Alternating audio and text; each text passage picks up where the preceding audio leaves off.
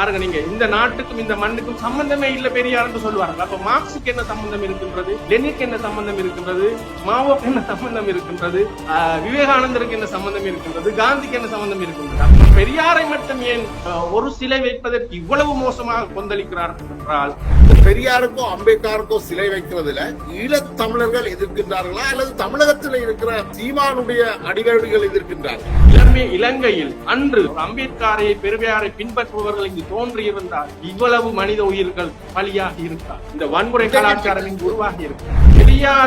பெரியாரை பின்பற்றும் ஒரு நபர், ஒரு பெண்ணோ ஆண், ஒரு காலமும் அவதூறாக, அசிங்கமாக, ஆபாசமாக பேச மாட்டார். ஆனால் சீமானை பின்பற்றுபவர்களை நீங்க பாருங்க, அவர்கள் தொடங்குவதே மிக ஆபாசமான வார்த்தைகள்.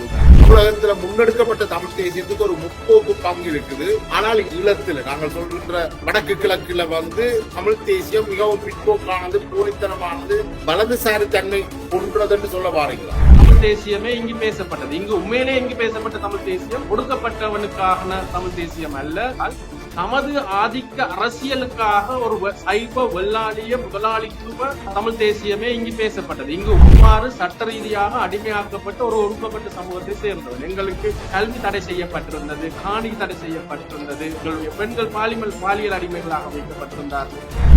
அந்த இவர்கள் பேசிய தமிழ் தேசியத்தின் நீட்சி தான் அந்த பிற்போக்கான, போலித்தனமான, மிக மோசமான தமிழ் தேசியம் தான் இந்த சீமான் கையில் எடுத்திருக்கு. சிங்கள ஒடுக்குமுறையாளர்கள் மீது இவர்கள் வைக்கின்ற குற்றச்சாட்டுகள் என்னென்னவோ அதை விட 1000 மடங்கு மோசமான கொடுமைகளை இவர்கள் எங்களுக்கு இழைத்தார்.